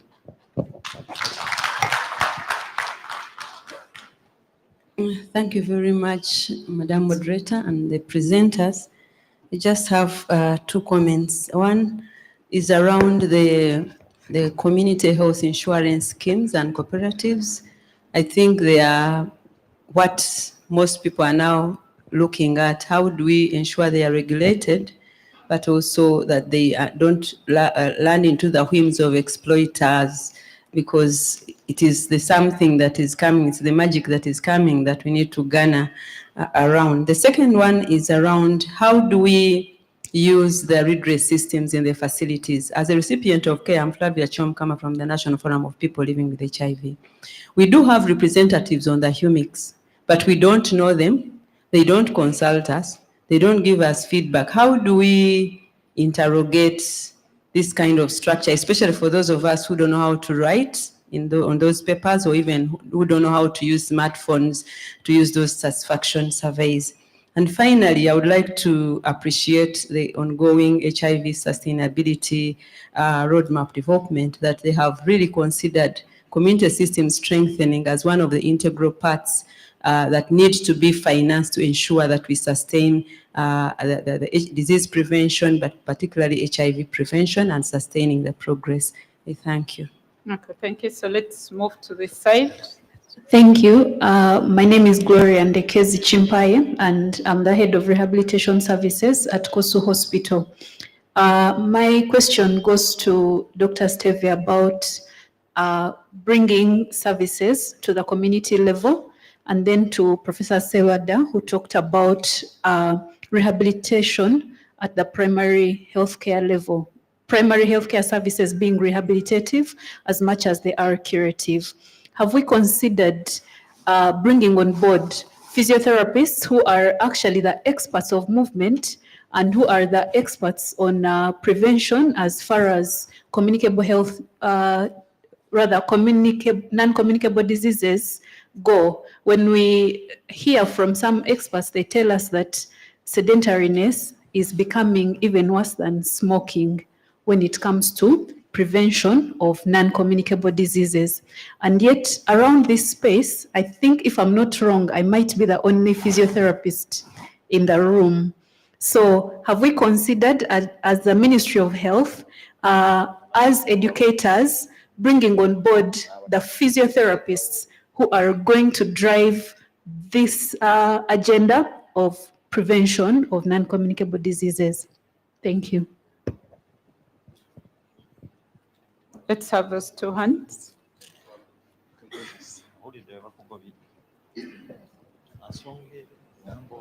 Thank you very much. My name is Edward Basenge from Community Health Department in the Ministry of Health. My question goes to Professor Sirwalda. You talked about private sector, and of course, we are focusing on promoting private sector engagement. What is your guidance and views on supporting local pharmaceutical production and medical supplies in Uganda, now that discussions are underway to start industrializations of medicines and commodities in Uganda? Okay, Thank you so much. So, yes, go ahead, and then the last one here, and that's it for today. Thank you so much. My name is John Bosco Tambara from the Makerere School of Public Health. I've liked Professor his communication when he said we are shying away from some very pertinent issues. There is one that everyone who was talking about it was just being quiet about it and then continuing. What is the fate of national health insurance? We're talking about resilience, and I think it would be the solution that would be discussing at this panel. But I'm not really hearing anything about what does it take for us to put it on the agenda. I think my question is directed to the Ministry of Health, I think, so that we know what do we need to do in order to put it on the national policy agenda so that we can be able to achieve it. Thank you so much. Okay. My name is Abel Bizmana. I'm the district chairperson Kisoro, but also a PhD scholar at School of Public Health, Makerere. Yesterday, we were talking about leaving no one behind. And I'm specializing in areas of equity, in access to health care. Would we question ourselves in our health system, who is being left behind? Because we think about everybody. We shall access minimum health care package. We are bringing services closer, but there are people, even if you brought the services to the mouth, they may not consume. For example, the ethnic Batwa minority group in Kigezi, and I'm studying them as a main group that deserves equity in access to care. Do we mind about those pockets of people? Perhaps they could be even our incubation of all those health problems we have. Perhaps that Mutwa woman is the one contributing to maternal death or infant mortality. And that statistic goes among many statistics, and we lose where it is coming from. So how is ministry really trying to cater for those marginalized communities because of who they are in the social determinants? And there are many, a number of them who have Ik, Benet, Batwa, leave alone other marginalizations we know because of special groups that are in our political systems, like people living with disabilities and other people. These people are Ugandans, they pay tax and they have a national IDs, but they don't access care because of who they are. So how are you prepared to take care of them? Okay, thank you. We are now going to move to get the responses to those questions from the panelists. And you've had the questions. Please respond to the ones that were directed to you. but also respond to any others where you feel you can contribute, and also give us your parting shot as you do that. If you could take just a minute or two doing that. We'll begin with Dr. Edward, and then come across. Thank you. I'll make a few comments. None was directed at me specifically, but I'll just speak about the fertility rate. If it doesn't reduce, we may double our population by 2050. Uganda has one of the highest dependency ratios in the world. It's over 100%. I don't think that has shifted. More than half the population are fully dependent, their children. We don't have a critical mass to spur economic development. It's a consumptive population. There are too many children to have teachers in this country. Not everyone wants to be a teacher. Not everyone wants to be a health worker. So social services are constrained because of our demographic profile. But Uganda is also a country with deep social, cultural, religious norms around fertility and the mysteries of fertility. But I think it's, and I think we have leaders here. It's a conversation that needs to continue.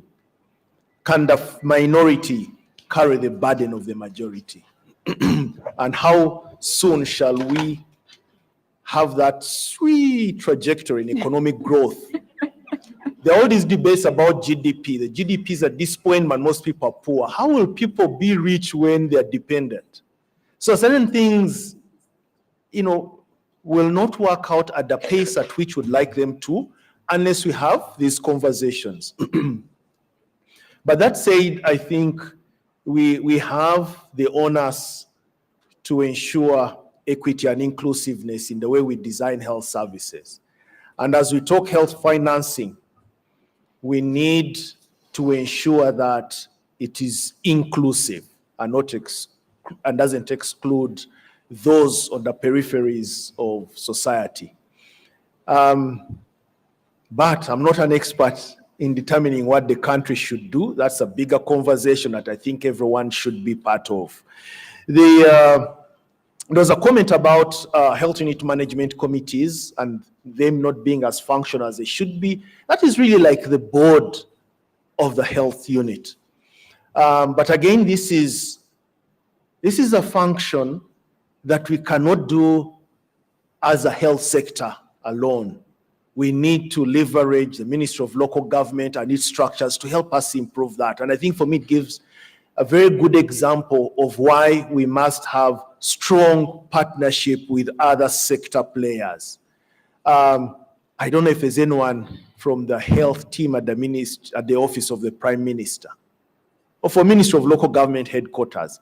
But I think I want to throw it out there to colleagues at the Ministry of Health that we need to reach out, forge the way we partner with development agencies is a way we need to deeply partner amongst ourselves as governmental sectors in order to deal with these issues of access, quality, equity. Thank you. Okay, thank you, Dr. Nelson. I would just like to speak to the question of vulnerable groups that the chairman raised. In our planning and budgeting processes as government, there is very clear guidance. For instance, gender and equity budgeting is a requirement. But what happens in actual practice is the problem, that you'll find the people who are doing these processes are not taking care. So those seated in the positions of quality assurance, like I'm sure the chairperson, no district plan would be implemented without the approval of the council. I would make sure that these vulnerable groups and the procurement guidelines also require that when you're doing procurement, you address the vulnerable groups. So at the local government level or even at national level, we should task that the plans have these things, that if there is a procurement, if you know that there is a disadvantaged group, then questions. So this is still within our power. No one out there is going to solve these problems. The guidelines are there, the procedures have been provided for, but it's the implementation that's not being done. And I'm sure we are in a position, and it's good that it's the chair who raises it. I think he has a lot in his power to address some of these things. Thank you. Okay, thank you. Dr. Emmanuel? Thank you very much, Dr. Elizabeth. I wanted mainly just to talk to the issue concerning the physiotherapists. Just to inform you that they're already part of the regional referral hospital organizational structure, and there are positions for them at that level. So that means that you're already part of the whole process of health, the whole continuum of healthcare in the country already. And you can do anything from prevention to full rehabilitation, which you may be involved as you conduct your work. The other one which maybe I may want to talk to briefly is the issue of efficiencies focused towards prevention of diseases in the country, efficiency towards what someone talked to as corruption. And I just want to say, let's just improve on efficiencies across all sectors. I know then we can save money for the health sector. Thank you. Thank you. Dr. Christine? Thank you very much. I think there was a question on the private sector, but I'll just briefly talk about it, and I'll let Prof. add on. I think the private sector is a very important partner that we can partner with in health, because they have the resources and they have the capacity. But for them, they are mostly focused on the issue of profits. So when we are dealing with them, we need to make sure that we provide an enabling environment so that we are equal partners when we are dealing with the private sector. Because most times that is what prevents the relationships from going on very well.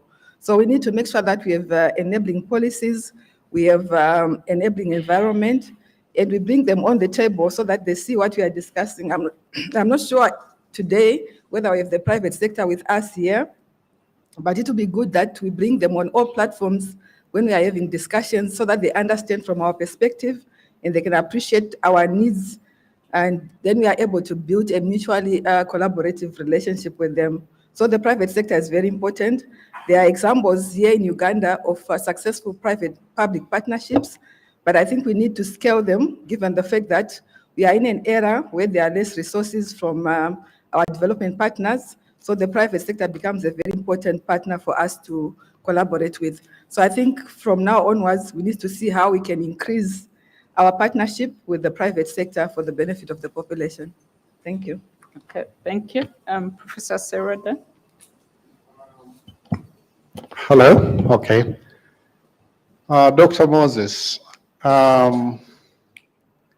when there was a marked reduction in US funding to Africa, the first thought that came to my mind is not HIV. The first thought that came to my mind was reproductive health. You know, for some reasons, historical, much of Africa has been, in terms of reproductive health, has been heavily dependent on USAID funding. Hugely heavy. And reproductive health, which is a wide range, but we shall talk about managing fertility, is one of the most important component of it. So if I talk about how are we going to prioritize our primary health care, I would say reproductive health is going to need a lot of funding. I agree with you is that managing fertility is also one way to manage resilience. It affects a lot of other things that the panelists have talked about. So I think that is something that will really have to, I would put it number one in terms of prioritization, especially when we are reallocating funds in this particular, in Uganda specifically. So yes, it's a concern. Unfortunately, it cannot be corrected quickly. It will have to have committed funding over a period of time to be able to control fertility rates. I mean, I remember Kenya was at one time, they had the highest fertility rates 10 to 15 years ago in East Africa, but they have been able to manage to do it because of heavy government investments. So I think that is going to be extremely very important. Private sector, I completely agree. We now need to private sector in several ways. I've talked about procurement, I've talked about manufacturing, I've talked about, both local or regional. I think government will have to put into place policies and indeed facilitation of private sector in a very strategic manner. It has to be a very comprehensive strategic plan in manufacturing, so that we can be able to locally or regionally manufacture or create partnerships that can give us the ability to do local manufacturing. It has a spin of availability and also making products much cheaper. But in terms of health service delivery, and this came up when we were having COVID, there were more intensive beds in private sector than they were in public sector. And many of us were very much involved in the management of COVID. The president was saying, why are the private sector charging so much money in intensive care? But government hasn't invested, or the taxes it puts on all the equipment into intensive care. There has to be a more strategic way in how government can help private sector be able to actually provide services at a much more affordable rate. Hopefully, if there's a national health insurance, there would be able to be an interaction between health insurance in the private, services provided by the public sector, so that people in public sector can access them through a health insurance mechanism. But the ability to be able to cooperate between the two sectors, I think, is going to be extremely very important in providing services moving forward. That's an area to explore moving forward. But I think the most low-hanging fruit is really in manufacturing and being able to help into procurement. Somebody asked me a question about physiotherapy, but I'll leave that to Minister of Health. I'll comment on the issue of who is being left behind. Who are the people left behind? I would say the data should tell you who is being left behind. It could be a very different sector of people when you look at HIV. It could be a very different set of people when you look at reproductive health. It could be a very different set of people when you look at non-communicable. But look at your data. The data is telling you who is actually at risk or who is being left behind. So it's a question of looking at your data to be able to define who is actually being left behind. Corruption. We sort of nicely, diplomatically put it into governance, leadership and governance, and accountability. But yes, I agree, Dr. Gua, today that corruption is you'll find that everybody has talked about that if we can optimally use the money we have, we can be able to go a long way in financing our health systems. And corruption is something that probably is eating away to much of. Actually, when you talk to people in the Ministry of Health, for a variety of reasons, they tell you can't finish the budget that we give, the money that we give the Ministry of Health. Can you believe it? And it is to do accountability, proper accountability, not well done accountability. it is to do, and why is not proper accountability, it's a whole reasons. But you could find at the bottom that corruption is part of it. They can't be able to account for money. I know for sure when we were doing a lot of district-led programming, trying to get accountability at the district can be a big challenge of the money you have already dispersed. So I think that is a systematic problem that needs to be addressed out there. So it requires leadership. The accountability will have to come straight from the leadership to demand it and also follow it by example. But that is something that I think needs to be carefully and head-on confronted. Otherwise, it will be just putting money and money just flowing out without doing anything. So I appreciate that, but I think it's a discussion that we need. I think one of the things, though, which I found much more effective in South Africa is advocacy groups that really put a lot of pressure on governments for accountability. Uganda doesn't have strong advocacy groups that demand and actually demand services and demand services. South Africa, during this struggle in providing HIV for its population, it's the advocacy groups that put South African government on their feet to be able to provide those services. So advocacy is going to be extremely very important, and consequences of lack of provision. Thank you very much. Thank you, thank you. Dr. Tavia, and also respond to the insurance issues. Where are we? How can we better regulate community-based health insurance? Yeah, thank you. I think Prof has ably talked about most of the things, summarizing the key questions.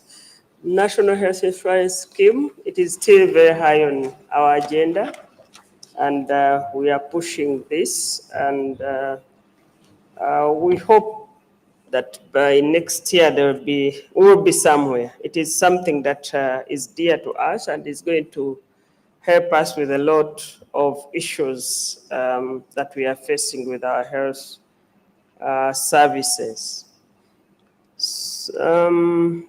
Physiotherapists, I think the director has talked about it, but I wanted to emphasize the issue of prevention. We have quite a number of actors in this space, including physiotherapists. And I said we have placed the village health team members at the community level, at the parish.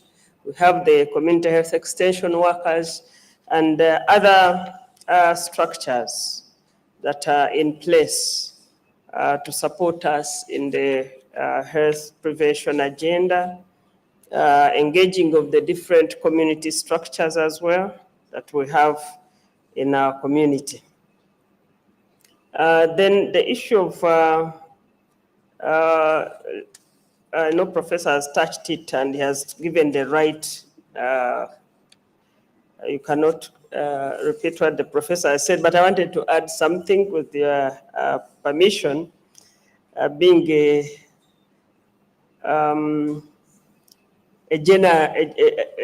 generalist. You said the use of data. We have an issue with our, and someone who asked said, what is the Minister of Health doing? But where are the people who are being left behind? And who are they? We have to interrogate the data that we get within our local governments for all services, not only health. Because if these people are not on board for other services, then they will end up having health issues and they will come to the health services sick and becoming a burden. They will be the ones having the many children you are talking about. The fertility rate will be higher in those groups. They are not accessing education and so on. So we need to know who is this that is being left behind across the services that government is providing to the people. And then for those that fall ill, we also need to use that information. Who is getting sick? Is it the children? Is it the elderly? Is it the, and where are they? Which community? And so on. So we need to start using the data to help us to offer the services to reach those people that are not accessing our services, especially prevention services. I think that is what I can add. Okay. Oh, community health insurance scheme, we take note of this. As we pass the National Health Insurance Scheme, I think this is one of the areas that will be reflected upon and how best they fit in. Thank you. Okay, thank you so much. So, ladies and gentlemen, this morning we set out in this panel to look at health systems resilience and what we can do. And we've talked about the what and the how. We've emphasized issues related to strengthening governance, leadership, and solidarity. We've talked about the fact that we need to use our finances better before we ask for more. And the panel has talked about pooled procurement, local manufacturing, leveraging resources from other sectors, making sure our investments are catalytic, promoting integration, prevention, fertility, corruption. We've also talked about getting more money from the private sector and expanding that. We've talked about using data more and ensuring that whatever we are implementing is evidence-based, doing audits to ensure that we are actually doing this. But we also have emphasized the fact that we still need more money. And so we still need to see the budget increased for health. We need to see the budget increased for different social services. And at the end of it all, we need to ensure that the community is not left behind. What is the data telling us? Who is being left behind? And how can we ensure that their needs are met? So we shall conclude this session on that note. I'd like you to join me in thanking our panelists who have been with us and who have shared so eloquently. Thank you so much, our panelists. I shall now hand over back to the moderator.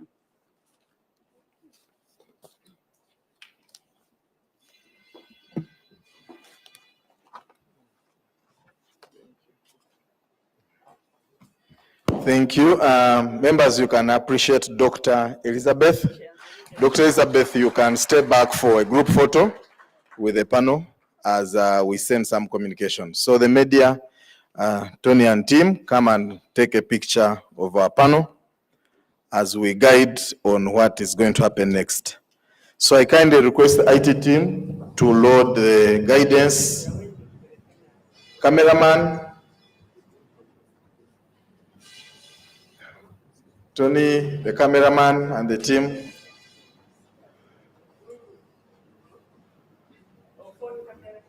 They are coming. Tony. Okay. Thank you. As they take the picture, today, this is the only session we have as plenary. The remaining sessions are going to be in terms of the breakout rooms. And we request that we give guidance so that you are able to follow and participate effectively. We shall have 4 rooms that will be hosting these sessions. The first room is Victoria, where we are now. And in the hall where we are, which is Victoria, we shall have 3 sets of discussions. The first one, we are going to look at microbial resistance, and that will take us up to lunchtime. And then after lunch, we shall look at issues of TB and integration in HIV service delivery. So in case you have an oral presentation or you're a panelist in these sessions, this is the hall where you will be, and that is what we shall be doing. And during each break, we can have time to look at the posters and the stalls outside, instead of spending so much time in the lines. Then in the other 3 halls are downstairs, where we were yesterday. That is, one of them is Mera Hall. In that one, we shall also have, sorry, the presentation again. So in Mera, we shall also have 3 sessions. The first one will look at issues of climate change. You can take a screenshot, issues of climate change. We have a topic on mental health. We recall in our pre-conference, issues of mental health came out strongly. So the team is back together with more panelists to discuss issues of mental health after lunch in Mera Hall. And beyond that, they will also combine it with issues of burnout at workplaces, which will also contribute to mental health. Then in Shina, that is also downstairs, we shall be looking at epidemics and One Health, then immunization, and how to end malaria death. So the presenters, Shina Hall, that is what we shall be looking at. Then the last is Royal. In Royal Hall, we shall look at issues of SRH and also mortality surveillance, and also how to look at being prepared in our systems. So ladies and gentlemen, we request that we follow that guidance, because if we don't, then we shall end up being mixed up. And by now, we hope that each and every one of you registered. We shall also have registration in the breakout rooms. And as you registered, ensure that you picked your coupon for the meals. Ensure you have your coupon and keep it safely, because they will not be giving out any more lunch vouchers. In case you don't have and you registered, confirm with the registration table. As we go, it's time for our break tea. Our break tea again has been separated into 5. So we have 40 stations downstairs. Again, don't overcrowd the entrance here, because they have done it to plan for you well, instead of being at one station when there are not enough facilities. So we have enough tea, 4 stations downstairs, and also a station up here. So for our panel that was here, the keynote speaker, led by the commissioner and the senior leadership of the Ministry of Health, together with the heads of institutions that are here and the directors of the regional referral hospitals, you'll be ushered to your tea by Kato and Ruth. And then the DHOs, the LC5 chairpersons and chief administrative officers, we shall use the first tea point here.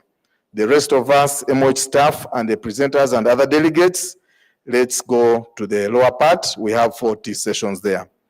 We see you after lunch or after break tea in the respective 4 rooms that we have said here. And please keep an eye on your valuables. Thank you. Let's have tea. The sessions in the breakout rooms will start immediately at 11:50. So all the chairpersons and the presenters proceed to the rooms. Those down, you have tea near them. Proceed and start loading the presentations. Thank you.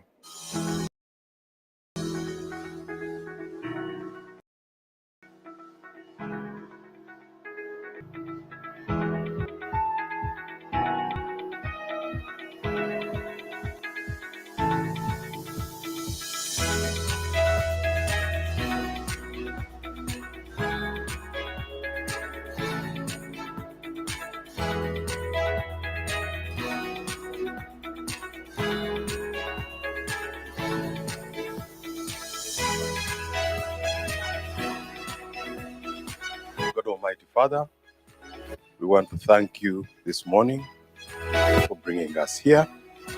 We want to thank you for the gift of life. I'm very delighted this morning that the full conference has started.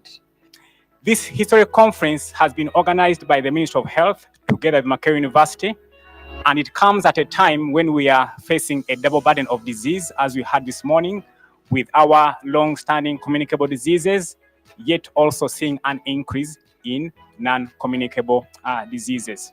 As civil society organizations, we get the mandate from the communities and we support the communities, and on behalf of these communities, we stand here to reaffirm our commitment to strengthening Uganda's health system by leveraging existing capacities built around communicable and non-communicable diseases to deepen community engagement and improve health outcomes. It's truly a unified action.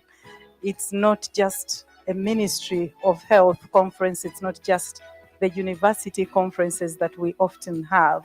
It is a collection of everybody that we need to make a difference in this space. Us being here in hundreds here is a testimony of the gains that we have had a system to be able to showcase the gains in science by holding such big meetings. And therefore, Uganda continues to confront long-standing communicable diseases.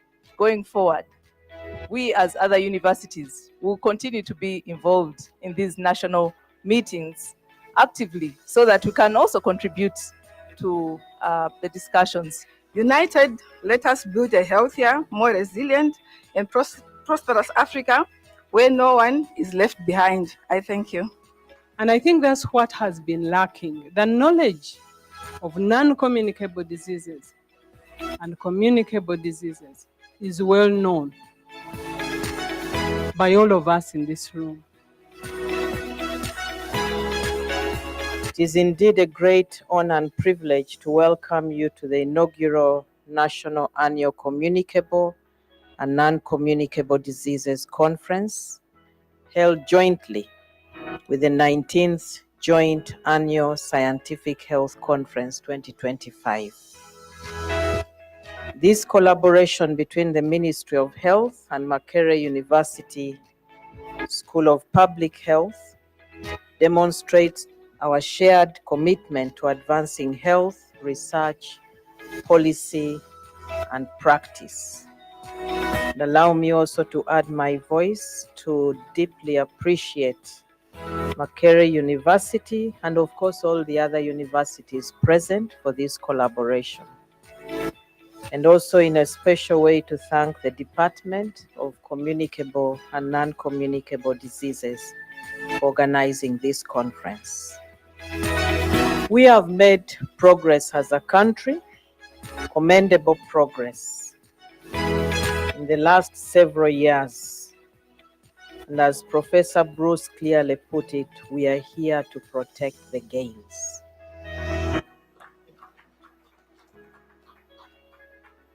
And integration is one of the best ways to protect these gains. So if you find yourself here and you're not willing to protect the gains, then you are misplaced.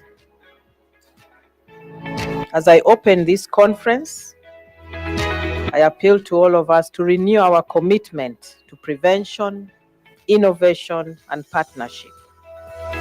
Every policy, every intervention, and every community effort matters. Unified action is urgent if we are to end preventable, communicable, and non-communicable diseases by 2030.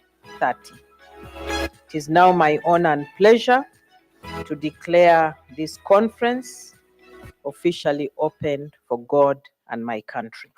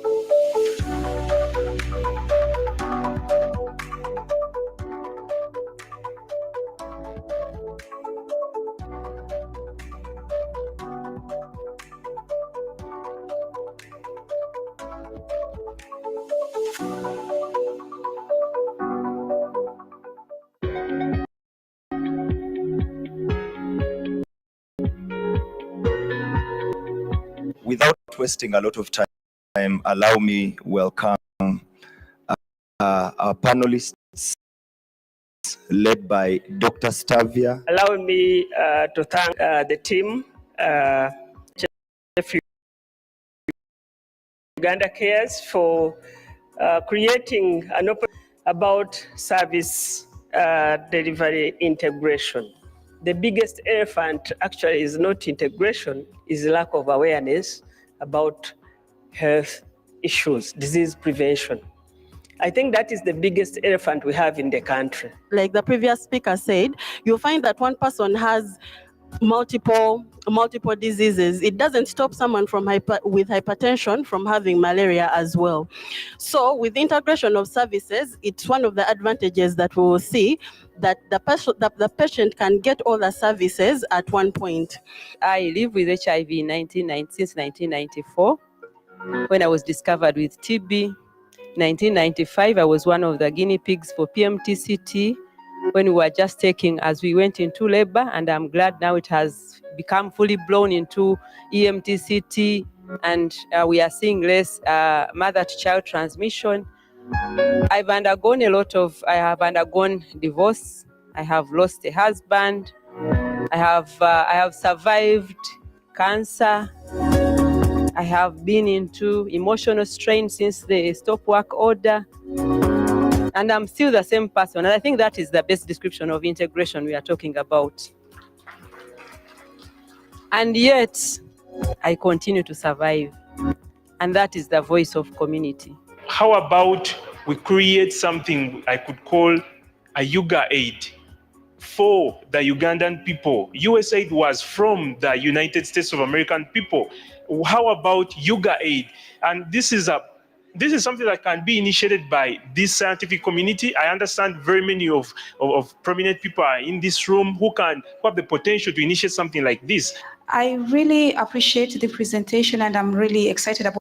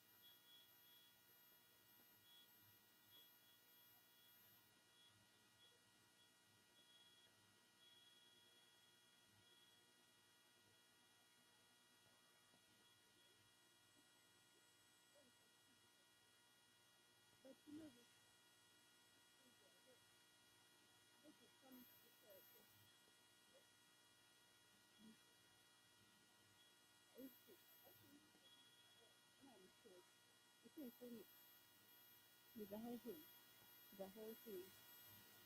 I think they're saying people from the village, so